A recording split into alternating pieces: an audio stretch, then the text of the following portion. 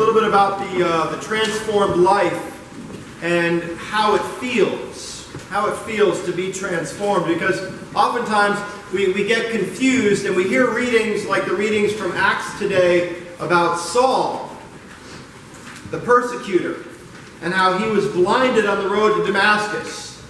And Jesus told him, "Stop persecuting me." And he did, and he became a great evangelist, right? And transformation doesn't always feel that way to us, does it?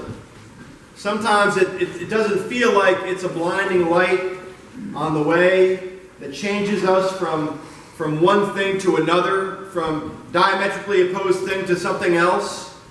Rather, oftentimes, for I think a lot of us, it feels like we're Simon Peter. And every day we are asked, "Do you love me?" And if we say yes, if we're bold enough to say yes, we are given a commandment. Say, "Go, feed my sheep." Right? Again, I think transformation can sometimes feel like spring feels. Right? March 22nd, I think, first day of spring, 20th, 21st. All right? So it's spring on the calendar, but it might be snowing outside. But it says it's spring. I mean, and the same thing is true in our baptism. We can say we're baptized. You know, technically we're baptized, but we might be living that old life. We might have days or weeks like I have where I'm firmly in that old life that Jesus calls me out of. And baptism is the same way. I mean, we can do a baptism here, but you have to live out that baptism every day. Every day you live out that baptism. And it's like spring is felt this spring, where we have a couple days where it's really nice, and we say, "All right, now we're getting there. Now we're getting there. It's going to be like 60 this weekend. Yay, break out the bathing suits, and let's do some gardening." And then it starts to snow. And it's fits and starts like this that is, I think, emblematic of the transformed life for a lot of us. Now, for Saul, it wasn't that way. If you know Saul, he was a persecutor of the church. He was renowned not only for his intellect, but also for the zeal with which he would hunt down Christians. He would hunt down followers of the way and persecute them to the point of death. And the first time we hear of Saul is a couple chapters earlier in Acts, when they're about to stone Stephen. Right? Stephen is a man who confessed Christ as Lord, and they began to stone him. And who held the coats? It was a man named Saul who held the coats of those who stoned Stephen. It's very dramatic, right? So a couple chapters later, we get Saul again on the road to Damascus. And he's going there to do what? To persecute Christians. To persecute people who said that Jesus was the Savior. So he's on his way, and he's riding on a horse, and he's going along his day, and everything's fine, and all of a sudden, bam! This blinding light comes. And we don't know whether it was a flash of light or whether it's just a light that grew, right? Out of the sky, and all of a sudden it encompassed everything. And it grew so bright that he couldn't keep it out of his eyes. No matter how hard he shut his eyelids, he couldn't keep it out. And he was overwhelmed, and he was blinded by that light. And he says, "Who are you?" And Jesus says, "It is I. Why do you persecute me? Stop persecuting me." So he sends him to Damascus on his way, where the rest of the reading goes, and I ask you to go back and read Acts 9. The rest of the chapter goes, a very hesitant disciple of the way goes to visit Saul. He has to be convinced to go to visit this guy. He's like, "This guy kills people like me." But he has to go to him and convert him. And at this point, Paul is ready to be converted. It doesn't always happen that way. And I sometimes wish that it would, right? Because if you live a life where you are just kind of hell-bent on your own satisfaction and just living for yourself and just consuming mindlessly and just being yourself and being without any spiritual ties whatsoever, you've got no morals, no ethics, and you just live that life, all of a sudden a light comes and your God switch is turned on. Now, I've known people that live this way, and they can be kind of annoying because they have this Damascus moment. And if you know what a Damascus moment is, it's this moment of conversion like Saul had, where this light just comes, and they get converted to Christianity. And all of a sudden, you can't tell them that they're wrong, right? Because they've been converted. Now, I'm not saying that everyone's like this, because it's a huge generalization. But I get jealous sometimes. I get jealous of people that have those conversion experiences. I get jealous of people who kind of live a life of debauchery, for lack of a better word. And all of a sudden, they turn around. Because sometimes those lives can be so pure afterwards, right? Sometimes that conversion can be so powerful that it's hard to get away from it. Now me, I'm a cradle Episcopalian. I grew up in the church. I didn't ever really do anything wrong, right?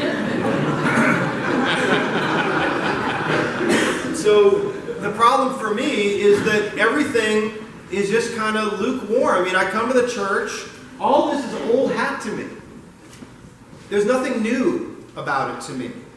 There's no bright light. There's no moment where I say, oh my God, I'm saved by Jesus Christ. It's always been the case in my mind. And because of that, I feel like I'm not on fire enough. Because of that, I feel like I'm missing something. I feel like I can't connect enough with Saul. I feel like I can connect more with Peter, right? I connect more with the guy on the beach who gets excited about Jesus, but not excited enough to jump into the lake naked. I mean, in other words, I'm still using my reason enough to say, wait, that's Jesus, I got to go get him. But first, let me put on some clothes. I think that's the way that I kind of live out my faith. And I'm on the beach, and I'm eating with Jesus, and I'm up at the rail, and I'm eating with Jesus, and I kind of say, oh, this is so nice. I'm here with my Lord, and I got all my people around me, and it's just wonderful. And that question comes, do you love me? Do you love me? And I have to answer it each and every day. I have to answer that question. I have to discern if wearing this collar and putting this alb on every Sunday is what God is calling me to do. I have to discern each and every day in that question, do you love me? Do I love Jesus enough to go out of my comfort zone? Do I love Jesus enough to admit that I was wrong about some things that I held true many years ago? I think about Paul Ryan, right? In the Congress. And years ago, he kind of came out with a budget that really punished poor people. Really kind of put them under the thumb. And he came out recently and he kind of said, look, I was wrong. Can you imagine the political capital that he lost in some circles by saying he was wrong? I was talking with a friend earlier this week, and we talked about how we still live in a punishment society. We live in a society, in a culture where it's bad to be wrong. It's better to be wrong and not admit it than to be wrong and admit it. How weird is that, right? But we're so afraid of being wrong because when we're wrong, we're punished. Even when we're like Saul, who goes out and kills followers of the way and then converts. And later on writes in, I believe, 2 Corinthians, he says, look, I was a persecutor of faith. I had all these things going for me, and now I count them all as loss because of the cost of Christ. I don't have anything like that to rest my laurels on.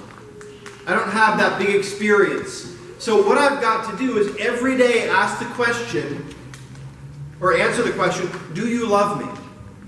And if I answer yes, guess what Jesus says to me? Guess what he says? He says, feed my sheep. Go out and serve the poor. Stop punishing them for being poor. Go out to the margins of society, to the powerless, to the people that don't have a voice, and serve them. Serve the LGBTQ community in Mississippi. Serve poor black people in West Baltimore. Serve people who aren't being heard right now. If I love Jesus and I want to live a life of transformation, if I want to be transformed, I could either wait for that moment where God blinds me and says, follow me, or I can just do it every day. Either way, I've got to follow Jesus. I've got to feed the lambs that Jesus calls me to feed. Because if Peter just says, yes, Lord, I love you, and doesn't go and feed the sheep, and doesn't go to his death on the cross, then did he really love Jesus? And I'm not saying that we're all called to be crucified. I don't think we are. But I think Jesus calls us to a different life. And I think in that transformation, whether it's a blinding flash of light or it's a daily transformation like what I've gone through, it has to cost something. You've got to be able to look at your life and say, this has changed because I've decided to follow Jesus. Because Jesus asked me if I love him, I said yes, therefore this has had to change in my life.